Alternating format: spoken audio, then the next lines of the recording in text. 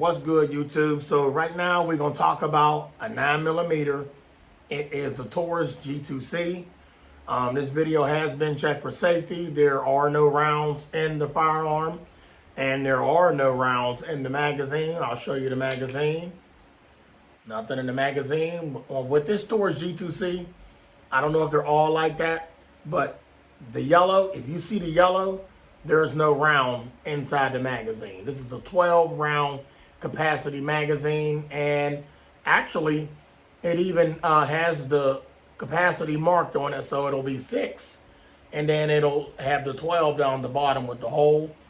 And this is not a stainless steel mag. I'm not disappointed in that. This Taurus G2c was made in Brazil, caliber 9mm, and it also has the engravings on it. Yep, pin stamped right on it. It says 9mm. This is the G2c. She is not loaded. See that? I love how the pin stamping is on there. Really beautiful. CSA Taurus. Really beautiful. Yep. So this is a subcompact firearm. Once again, chambered in 9mm. This is a really rocking firearm. You can't go wrong with this. It's really great for self-defense. Very easily to conceal. So if you got your carry conceal permit, this is a weapon to shoot for. A lot of people in the comments will probably say something like, well, those jam. Lots of firearms have jamming issues. I've never had any jamming issues with this. And if you all are having jamming issues with your firearm, keep in mind all firearms, the slides, they are machined. There could be some kind of malfunction with that particular one. So with that being said, you might want to check the rounds that you're using. Like you might be using Federal, I think they Fiachi or whatever they call them.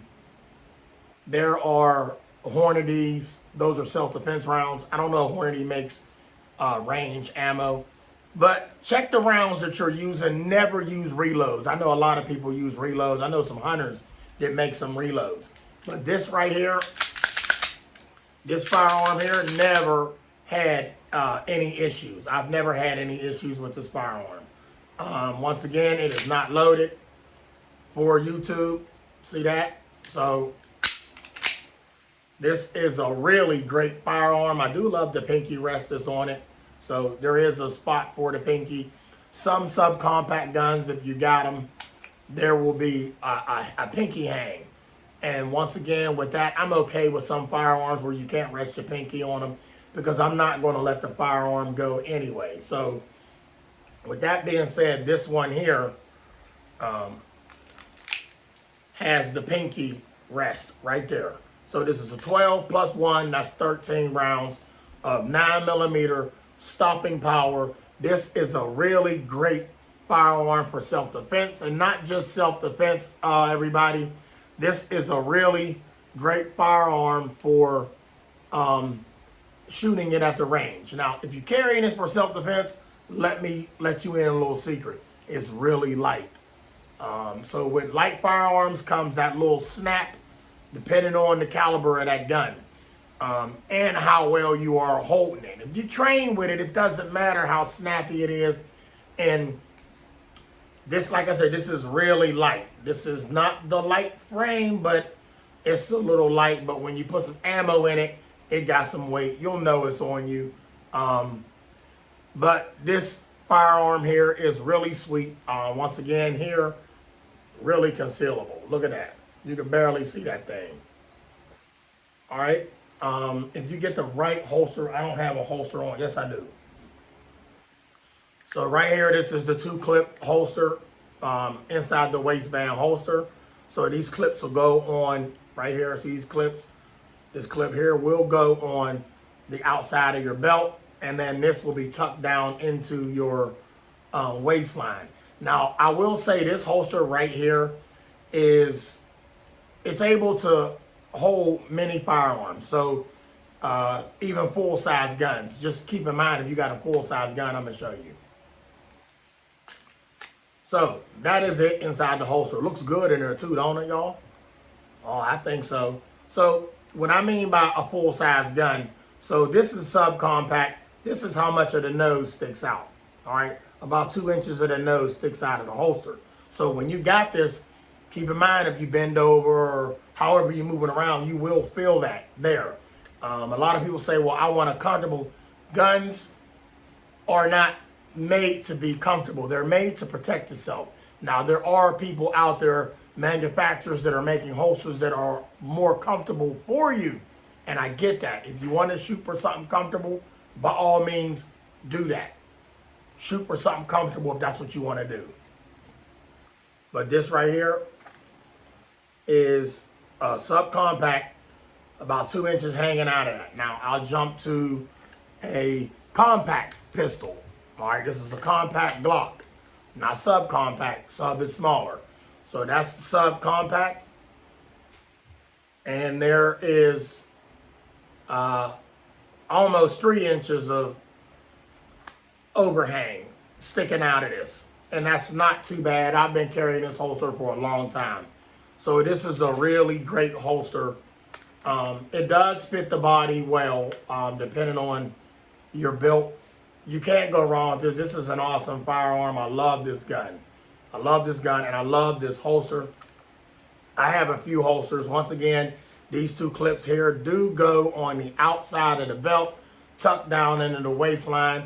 And when you draw this out, your finger will be here. So when you pull up, your finger is on the slide. Never by the trigger. And I do not recommend those Uncle Mike's holsters. I know some of y'all ain't had any problems with them. And those are them cotton cloth, nylon holsters. They're not bad. You just got to train with them because you can reach down with Uncle Mike and it's like grabbing sweatpants. And you can put your finger in there, boom. See that this is where the trigger groove is, and this is a slide. But anytime you're grabbing your firearm, you want to pull out right there, just like that, and your finger's still on the slide. Mark, would you say safe, unsafe, safe, unsafe? So back into the holster, and it locks in pretty well. You see that? Well, that will be cut out of the video. No, I did that on purpose. So what you need to understand is so when you put this in here, some holsters do not hold the gun. There you go. You see how that's holding the gun? All right. Now you have to be careful with that as well. And that's only whenever you taking it off your person. And then again, also when you're running, if you running and you got a holster, so I'm running, so it's diddy bopping up and down. You don't see the gun jumping out of the holster, right? All right, boom. Now, you get a little lock in, look, little lock. You can't hear it, but it locks in. So there, you heard that little snap, that's locked in. And you're running and jumping, this is not coming out of there. Now let's go back to this one. Put this down in there. You heard that click? This got some weight to it. So a pistol with some weight, if you get in one of these holsters, you do got to be careful because with that, you see that? This is going to jump right out of there. All right. Now, once again, this is going to fall down. All right. Here, see that? How easy that comes out of there? You want to make sure you get whatever firearm you're carrying for the day, you want to make sure that it is not as heavy. That way it stays locked in this pretty well. Because once you put rounds in the firearm and it's loaded, it's got some weight to it. But this is a heavy gun as it is anyway. So this is not loaded, but it's a heavy gun, heavier than the Taurus. So I'll show you that. Taurus, there's the Taurus, there's the Glock. You can see the size difference, all right? Big difference, all right? Big difference. And this is a slim frame, by the way, slim frame. So we're gonna go ahead and pop this into the holster real quick one more time. Locks in pretty well, but when you're running, this is gonna bounce up out of there. But I will say this, once you have this on your person and your belt's on and you got it tight to you, it pretty much ain't gonna move because it has tension on it from the belt. So I forgot to mention that. So in most cases, this is not going to come up off of you. All right. But you will be able to get it out of there quick. Quick draw. All right. Now, this one, all right, same belts on. It's gonna put tension on that. This ain't gonna come when you're running a jumper, but depending on how tight you got your belt, what kind of belt you're using, it's a possibility that can come out of there. Or if you fall and stumble, this can come out of there. That's why a lot of people get some holsters with a snap over. You could do the snap over, that's cool, but I don't recommend the snap over because in the heat of the moment, that's doing too much. You could train, snap, pull out, gone. Snap, pull out, be on target. Look, you ain't got time for all that. If somebody running up on you and they about to handle business with you, and it's a wrap, if you gotta reach down, unsnap, pull out. People train like that, I get it. But your life could be gone. Doing too much. You just want to pull it out and be ready to defend yourself. Now, a good reason for a strap over holster is if somebody's standing behind you. Always be aware of your surroundings anyway, but somebody could reach over and pull this out like they did the one dude in the store, the convenience store. They just took his gun right off of him. So a strap is good. Now, they got to do too much to get that off of you. You know, some people will see that strap and walk away from you. It was strapped over. But if they see that look like it's ready to be taken out of there, now you got to run.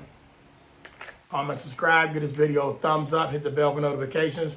Feel free to donate to the channel. The Cash App is in the title and it's in the description. Give this video a thumbs up.